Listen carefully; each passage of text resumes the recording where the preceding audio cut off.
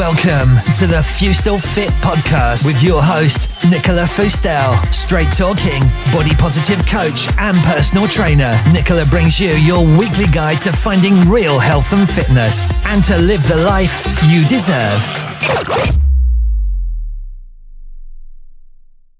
Well, hello there. This is episode 11 of the FeustelFIT Health and Fitness podcast. And today's guest is Donna Noble.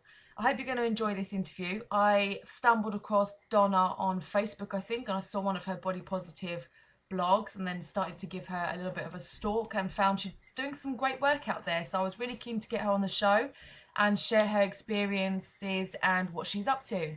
So welcome, Donna, to the show. Thank you, Nicola, for inviting me on the show. It's a pleasure to be here. You are welcome. So, Donna, I've been having a little stalk of your Facebook and your website. Yeah. And you are the creator of Curb Some Yoga, radio show host, life coach, writer, blogger, and Noble Yogi. I am indeed.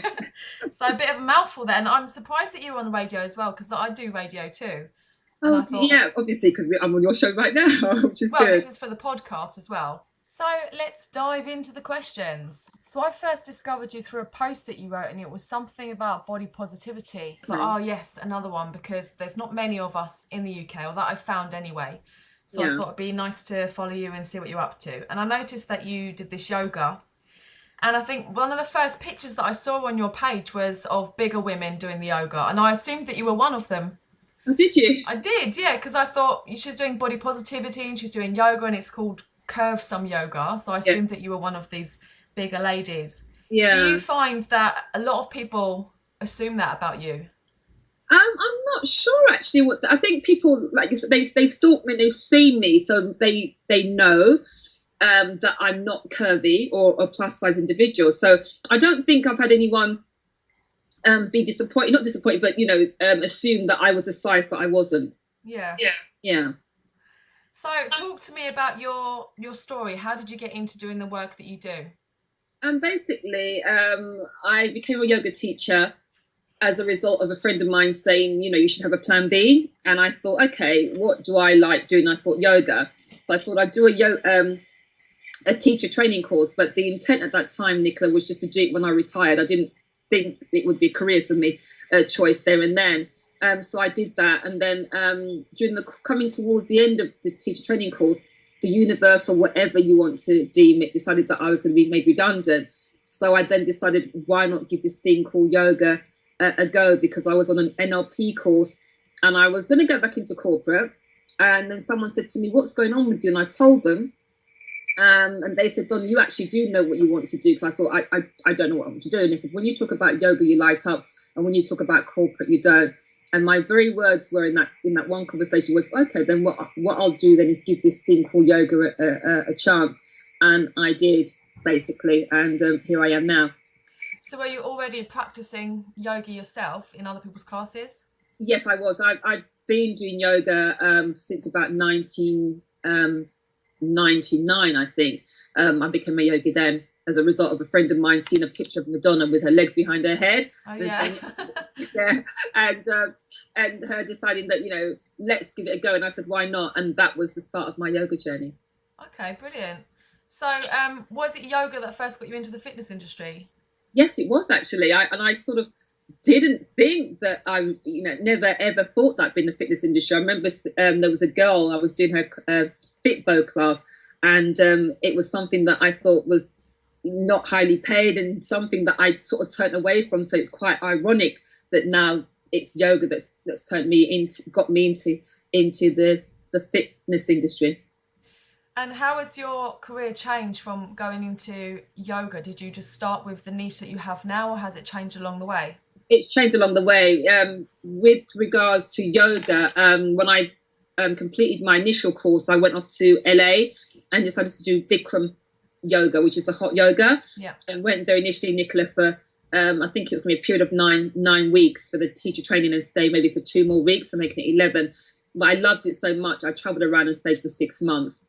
Wow. And I think that's where maybe the body positivity started to come about. And then it wasn't until, with regards to the niche, that came about as a result of reading an article about a plus size journalist in The Guardian who wasn't having a very nice experience. She in the class, she was invariably the largest person in the room, so she was stared at by the other practitioners, and also she was ignored by the teacher. And something just resonated with me with regards to her story. And apparently I kept talking about it to friends and some of the coaches that I have. And it was like, well, shut up talking about it and do something about it. And in a very short period of time, Curse on Yoga came about. And that's how I discovered this niche. And have you ever been discriminated against you for your size? No, in terms of employment, no, I don't think I have. And how do you counteract the yoga stereotypes? In terms of with Curse on Yoga, do you mean in the body positivity way? Yes, you're saying that obviously you come across this journalist who was stigmatized in the yoga class. Yeah. So how have you come across that in your practice? So basically what I do in my practice is I promote on my pages a lot of images of awesome plus size yogis in America. There's the ones I show or highlight the most, Jessamine Stanley, Diane Bondi, and Dana Falsetti. So I then use imagery to show individuals that may not consider yoga that they too can do yoga, that it's, yoga isn't the domain of somebody that's tall, slim, blonde with their legs behind their head, that yoga is for everybody and everybody is a yoga body. So that you're saying that includes size? What about age and what about ability as well? Age as well, basically. And you'll see that again. There's a yoga teacher that I've interviewed for my radio show. She's 97 and she didn't take up yoga until her 60s. So again, I try and highlight that. So it's not only just about size or age, but also for genders as well. So I show men doing yoga as well and try and promote that as well. And abilities as well. I teach chair yoga. So anyone that comes into my yoga class, I will be able to teach to them in that sense. And I try and promote that in all the material that I put out on social media. Brilliant. So what are the benefits to yoga? The benefits to yoga, they're numerous, but the main ones is it helps with stress relief in so many ways. But it also helps as well with, it makes you stronger, not only in body, but also mind as well. Also makes you more flexible. But for me, one of the most important things, it promotes self-love and self-confidence because it allows you to connect with your body in the true sense of the word. So you begin to, see what things you don't like. You tune into your intuition more. And just the numerous health benefits that you get from yoga as well. Yoga brings about mindfulness, stillness of the mind. So it makes you better prepared to deal with this very stressful life society that we live in today. It's really interesting that you say all of that because that whole sentence there really relates to myself and people that I speak to in the body positive community, because a lot of them have come from eating disorder backgrounds. Yeah. And so through years and years of dieting and having eating disorders or disordered eating, a lot of people have lost that ability to just be in tune with their body and even listen to their own hunger and fullness signals. Yeah. So do you think that yoga could really help? It can really do so because, and that's what helped with me and my journey, that, and I think that's the start of it, Nicola, was knowing that seeing that I didn't like the job I was doing and finding something I like and doing things that I like and just tuning into my gut more. I base my decisions now more on how I feel, because I believe, Nicola, that we have this innate sense of well-being that's always there, but we externalize more. We don't realize that everything that we need in life is inside us, because society, or the way in which we're conditioned, is to believe that in order to be happy, we need a bigger house, bigger car, all the trappings of wealth. But what we're really searching for is happiness within ourselves, and it's always there, but we just, so as I said before, removed from that, and we just need to come back to that. And when we come back to this, we'll see that we are happier. And yoga as well helps us to get to the root cause of what we're going through in life as well. So it's not like a band-aid to something. If we've got an issue in life, it really lets you get to the root cause, so you can address it and come from a better place in terms of that. So you talked a little bit about stress and how yoga helps with stress. Yes. And it's funny because I used to work at BBC and we had yoga classes there for the workers so that they could then have better work-life balance and not be too stressed at work. And that was the first time I've ever met yoga teachers who were stressed. And I don't know if it was just because they were now working in the corporate environment or just the way that we were managing the booking systems or whatnot, but I'd never seen yoga teachers that were actually stressed before. Yeah. How do you manage your stress? By going onto my yoga mat. So I try to lead a balanced life. It's not always possible when you're running your own business, but I always try to make sure that I go to bed at a decent time, that I always go back to my yoga mat, but also to pick up on the signs that I'm being stressed, and I know what those signs are, so I can address them before they take hold in that respect. And because I'm more in tune with myself, Nicola, I try to avoid situations that are going to cause stress, or apply techniques that are going to help me to deal with stress, like meditation, but also just going with the flow and trying to be more mindful and stay in the moment. Because, you know, what we tend to do, we worry about the past, but we can't change the past. Yeah. And we try to go into the future and worry about the future. And a lot of the times it's unnecessary stress. I think I saw that on your Facebook page, a picture of people looking into the past and looking into the future, and it's really the present they need to be. Yeah, indeed. The only time or moment we're guaranteed is the present moment. You know, I've had times when I've come out of my house, example, last week, thinking, oh, I'm going to go and have a treatment. But I went out there and someone had crashed into my car, and that plan completely changed. And the more I see that, Nicola, the more I just try and be in the moment, and I don't get frustrated. I just let it be and just know that there's a reason why whatever I planned to do didn't happen.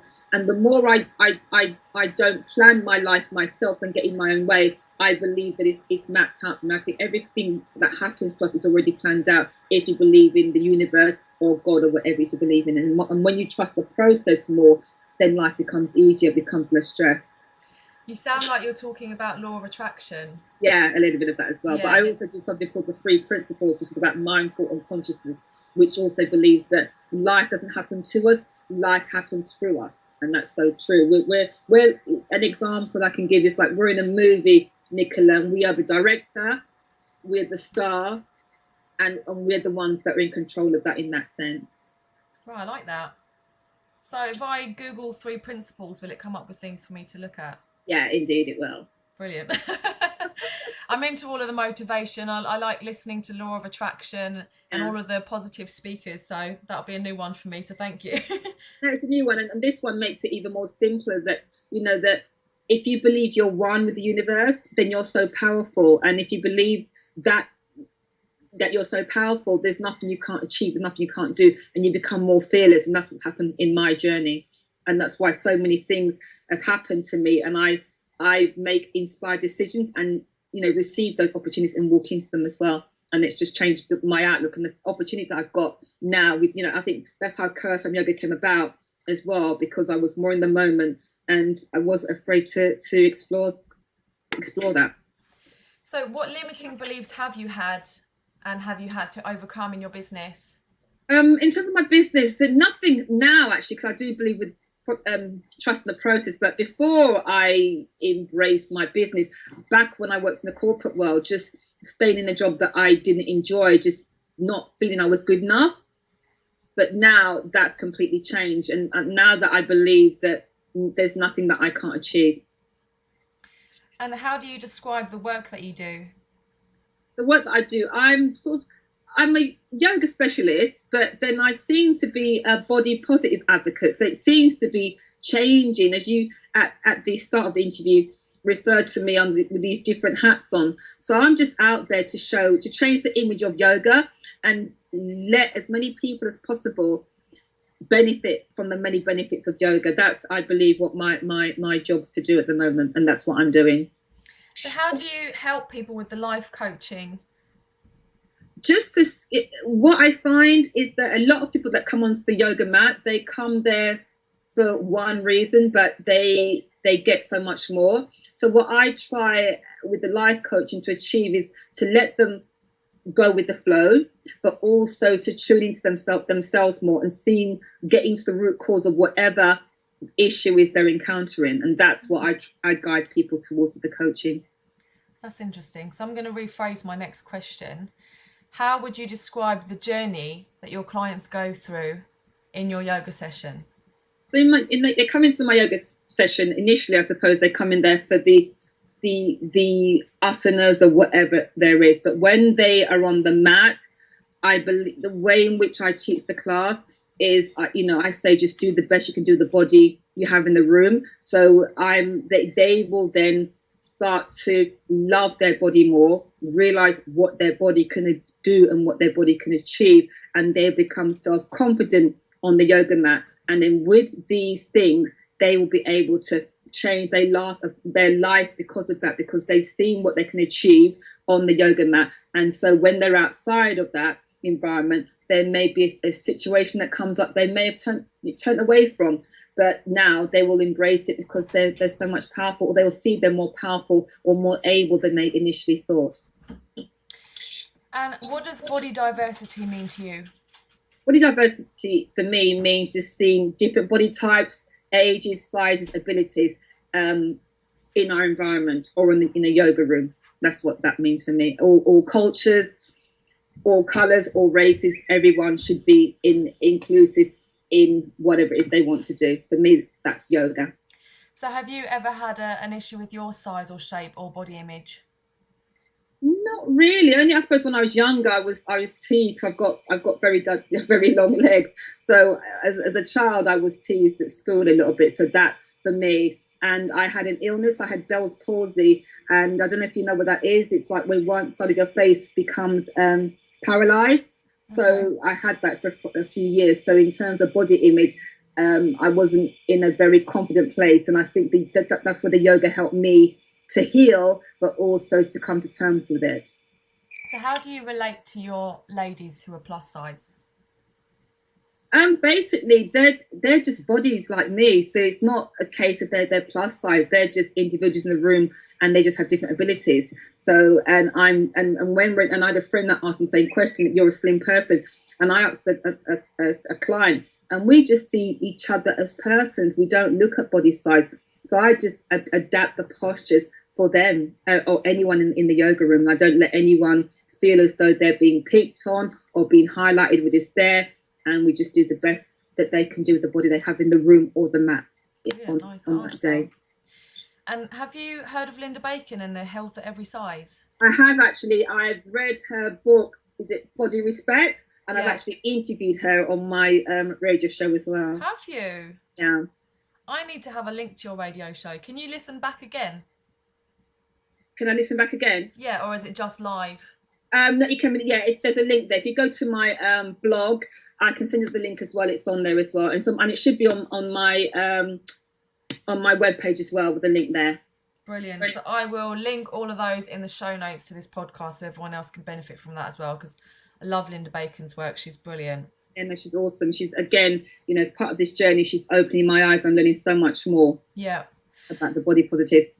And if you could change anything in the fitness industry, what would you change? Basically, I would just change the imagery that the fitness industry uses. And I'm not sure, and maybe educate them. So I'm not sure if they realise sometimes what the effect has of the imagery they use of the typical person that does fitness, and how they're putting people off from maybe wanting to become healthy and wanting to go into a gym or an exercise environment. And that's what I'd like to change. Mm-hmm. We're on the same mission, I think. So what's been your biggest challenge in life or in work so far?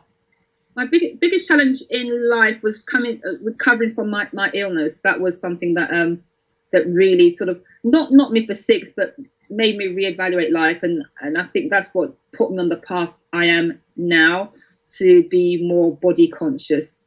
And because my illness was a very public illness, and I think it changed me from being sort of on that automatic treadmill of life, and to step off and maybe reevaluate and see what it is I wanted to do and what I could do to make to help people more. Mm-hmm. And your biggest challenge in work?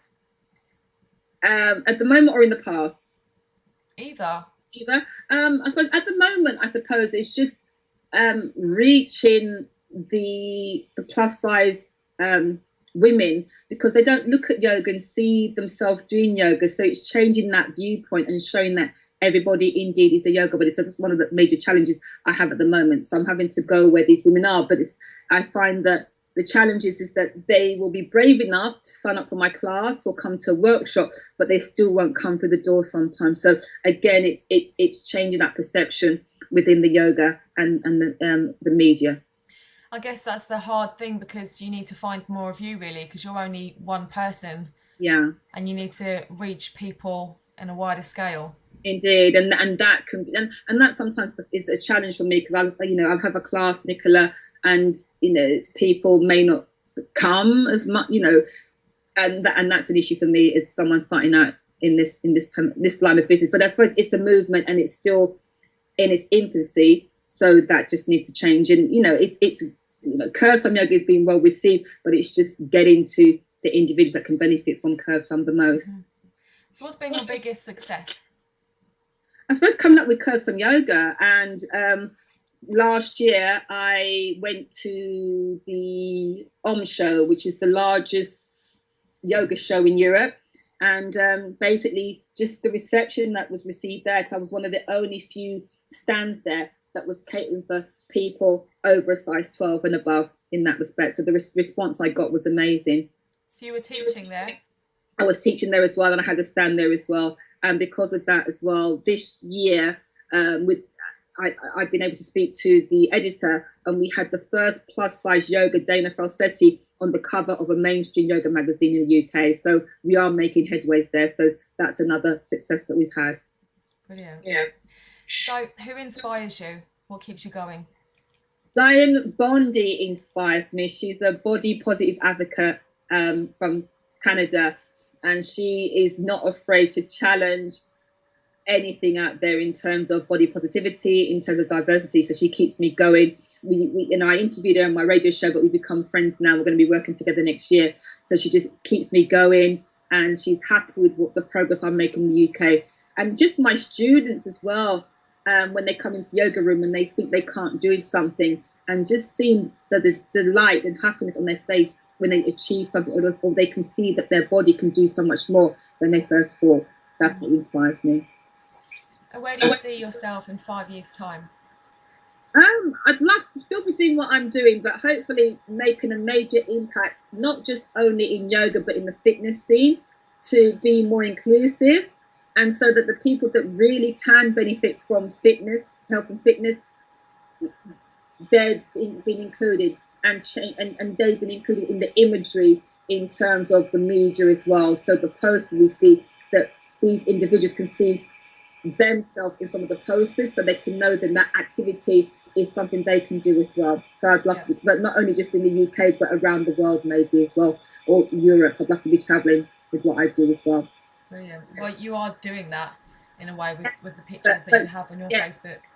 Yeah, but going further afield, so maybe America, Australia, and doing that as well. Becoming like someone like, have you seen, is it Gabby Bernstein, someone like that? So becoming a sort of motivational speaker as well, and teaching the yoga as well. That yoga, I think, will always be part of my life, because it's helped me to heal, and it's something that I'm helping others to heal with as well. And talking of talks, I've noticed that you were on the Women in Fitness Empowerment poster.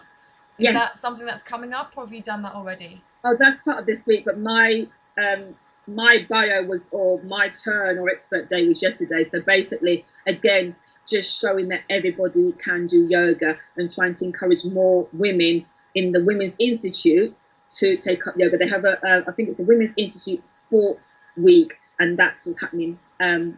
Started on Monday and ends on Sunday. So various experts are out there talking about their area of expertise. So let's find out a little bit about you. Yes. What's your favourite book? It's a recent book, actually, and it's to do with the 3 Ps.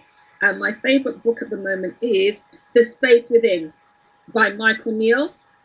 Are you reading that at the moment, or you've read that? I've read it, basically. So basically, it's around the 3 principles, and about how the mind works, and how everything that we need is inside of us. So again, that is changing the way in which I do things within my life. So that's why it's become one of my favourite books. Favourite quote? My favourite quote is, sometimes the most important thing in a whole day is the rest we take between 2 deep breaths. And that's by Etty Hillison. I like that. So she's showing, because we keep going all the time, Nicola, but sometimes we come from a more powerful place when we stop and then start again. Yeah. Or take that rest in between. Definitely. Well, it's been a very positive and inspiring interview. Thank you. Can you share your hashtags and how we can find out more about you? My hashtags at the moment are hashtag yoga has no size and hashtag Noble Yogi. And you can find me on, I think, most social media, so Instagram, Twitter, YouTube, etc., under Donna Noble Yoga or Cursum Yoga. And the website is thenobleartofyoga.co.uk. Thank you so much for being on the show today. Thank you. If you like this episode, don't forget to subscribe and leave Nicola a review on iTunes. You can also check out the show notes and get other free content on her website, FeustelFIT.co.uk. If you'd like to contact Nicola, email nicola@FeustelFIT.co.uk.